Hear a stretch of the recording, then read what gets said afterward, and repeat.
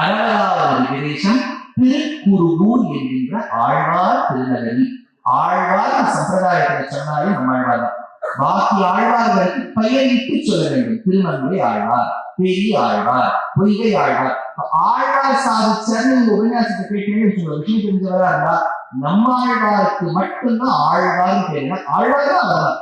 அவர்தான் நடு அந்த அத்தனை ஆழ்வார்கள் ஆச்சாரியர்களும் அந்த நம்மாழ்வாருடைய தேசத்தை கூறிக்கொண்டிருப்பார்கள். அப்பேற்பட்ட நம்மாழ்வார் ரிஷி ஜுஷாமணி கிருஷ்ண கிருஷ்ணா தத்துவயோத்தியம் சஹஸ்ர சாத்மாம் ருத்ராட்சி திராவிணி கிரந்த சம்ஹிதாம் என்று பராசரப்பட்டிருக்கார். ரிக்யஜு சாம அதர்வணங்களுக்கு சமமாய் திருவிருத்தம், திருவாசனையும், பெரியவர் திருவந்தாதி, திருவாரூரணி என்கின்ற 4 பிரபந்தங்கள் பாடினார். ஒரே மற்ற ஆழ்வார்களுக்கு திருமங்கை ஆழ்வார் எடுத்துட்டீங்கன்னா குதிரை என்ன வேலூர் ஆழமா குதிரையிலேயே விதேசமா போவார். நம்மாழ்வார் அப்படி இல்லை, எல்லா பெருமாள் இவர் பேரும் போவார். எனக்கு கற்றுக்கு கொஞ்சம் பாருங்க. இல்ல சார், ஏற்கனவே 2 பேர் இருக்கா, வெயிட்லெஸ் இருக்கு, நாளைக்கு உங்களை பாருங்க. பெருமாள் வந்து ஆழ்வார் கிட்ட பிரார்த்தித்து பாசுரம் பெற்று விவேக ஆழ்வார் திருநகர். அங்க இருக்கக்கூடிய பெருமாளுக்கு ஆதித்யான்னு பேர். ஒன்னும் பேரும் உலகத்தும் யாரும் இல்லாத 4 தன்னோடு தேவர் உலகோடு உயிர் படைத்தான் குன்றம் போல் மணிநாளில் திருக்குறுகூர் என்ற ஆதித்யான் நினைத்த அச்சை செய்யும் நாளிலே. ஆதித்யான் இருக்கும்போது எங்கேயாவது போகலாமா? இந்த பெருமாள் ஆதி காலத்திலேயே வந்தவராட்சியும் இந்த சரித்திரத்தில் இருக்கிறார்.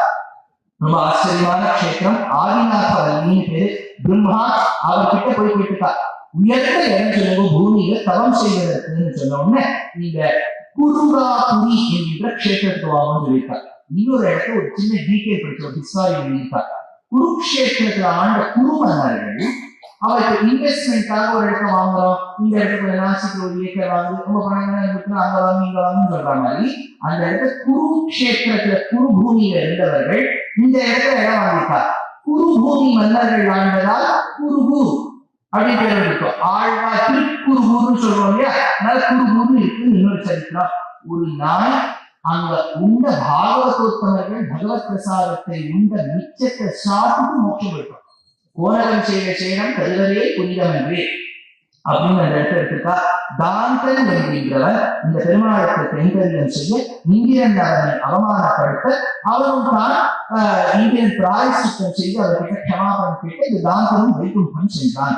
அனந்த கருட விஸ்வசேனாரிகள் ஆழ்வார்களாக பிறந்தார்கள். நீங்க அனந்தன் சொல்லக்கூடியவர் தான் ராமானுஜர், விஸ்வசேனர் என்கிறவர் தான் நம்மாழ்வார். இப்பேற்பட்டவர்கள் பிறந்திருக்கா. அந்த இடத்துல பவிஷ்யராச்சாரிய சன்னதி உண்டு.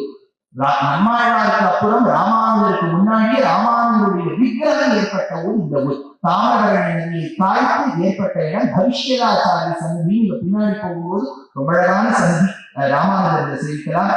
அடுத்தது அதாவது சங்கர் சொல்லக்கூடிய ஒரு மகாகவி, அவருக்கு பெருமாள் வராக பகவானா காட்சி கொடுத்த ஊர் இது. அதனால உபயப்பிரதான பிரணவமான ஒரு கோவிலில் எத்தேவும் என்னும் பரேசத்துவம் பொய்யும் அப்படின்னு ஆச்சாரியர்கள் அழகுமணவாள பெருமாள் நாயனார் எடுத்துட்டார். 40 சோழ நாட்டின் விதேசம், 2 நடுநாட்டின் விதேசம், 18 பாண்டிய நாட்டின் விதேசம். கணக்கெடுத்து பார்த்தா 6 விதேசங்கள் முற்று பெற்றது.